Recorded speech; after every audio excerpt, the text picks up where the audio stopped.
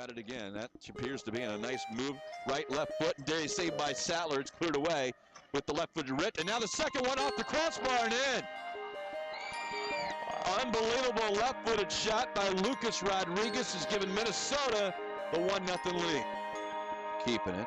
He'll turn. I don't know how he got out of that and one. he throws a pick with the referee as Chad Burke can't get to him. Now, out wide is Minnesota. Can stop right foot shot, and it's a goal. Man. It's now 2-0. And the shot taken by Bracalello. It wasn't necessarily one point in the season where the guys said, we're going to make the playoffs. I think the reality is the team, as it improved, as it got to know each other, as it embraced the challenge of a first-year franchise. Really, I think those were the moments where the guys started to look each other in the eyes and think we can make the playoffs. There became times when we realized we have some young players and we need to teach them, and we need to tell them really what we want them to do. And I think over the course of the season, as we started to get into the late run and whatnot, we really had guys doing what we were looking for. Well, personnel changed.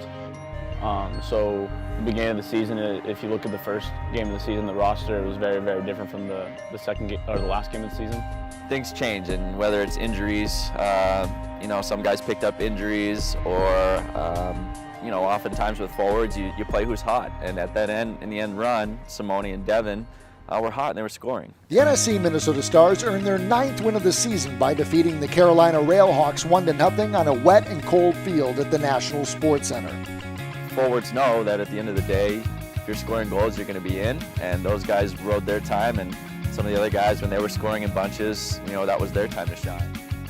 Ball over the top for Bracalello. One time! Oh, off the post! Yes! And a goal! Obviously, we started to put it together towards the end of the season, which was good. We were steadily improving throughout the course of the season, and we just stepped up at the right moment, and I think that's the most important part of the season. I'm proud of, obviously, making the playoffs. That was huge. Clinching the playoff spot was collectively the proudest moment for the team. Be able to tell everyone else that we're here to play and we have a good team. Being able to reach a peak right in the crunch time at the end of the season was probably my proudest moment. Crowd gathered at the National Sports Center on a beautiful Wednesday night were treated to a high-tempo, physical game between the Carolina Railhawks and NSC Minnesota Stars. Both teams came out strong with high intensity from the opening whistle and didn't really let up, if at all, for the first 45 minutes. Had what I consider one of our better games in the first round of the playoffs, and you're asking a lot of young guys who've never played in a playoff game before to step up and play well, and that was fun and impressive to see. At 90 minutes, the scoreboard read the Carolina Railhawks 0, the NSC Minnesota Stars 0. Next up for the NSC Minnesota Stars will be the same Carolina Railhawks. This time they'll be playing in Cary, North Carolina this Saturday, October 9th, in the second leg of a two-leg quarterfinal series. Reed feels the pressure. Watson able to head it to Heineman. Heineman back to goal, drops it to Franks. Oh my, out and out jersey pull. Free kick opportunity. And it's physical there, a yellow card. Well, obviously I did not want to end it the way it did. I wish I could have stayed in that game. I felt that we had them and we were going to get that win until the circumstance happened with the red card.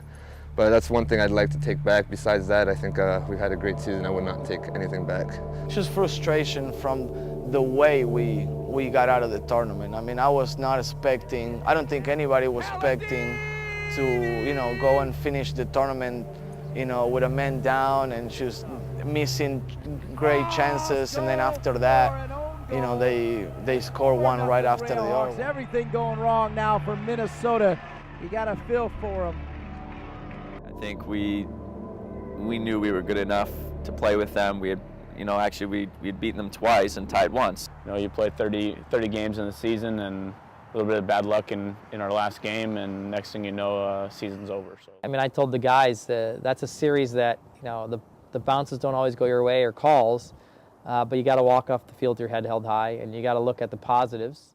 they always teach you to have a short memory. So you don't really look at it as regrets. You just look at it as areas that you need to improve or something that you can learn from.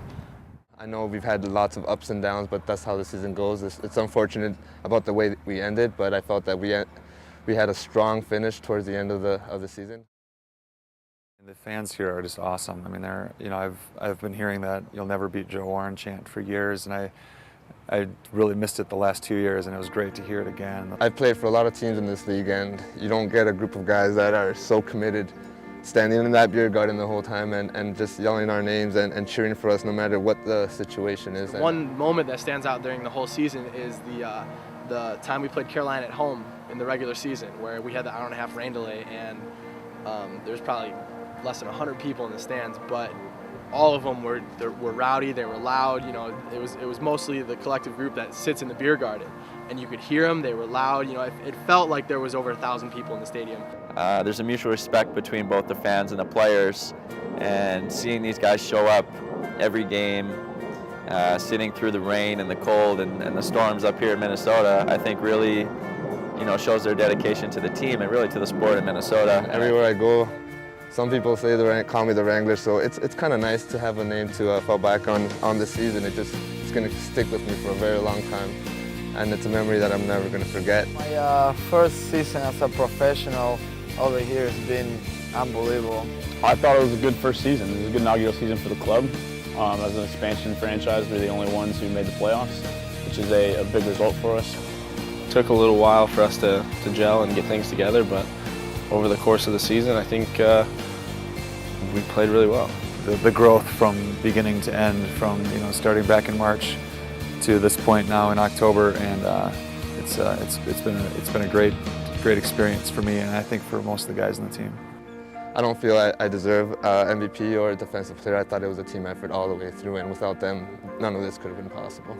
Yeah, it's been such an amazing experience. You know, I know that because I grew up in the Back to the Future era, that if I decided to change one of those experiences, that would alter the outcome. And it was a nice season. It was a nice story. So I think we'll keep the story as it is.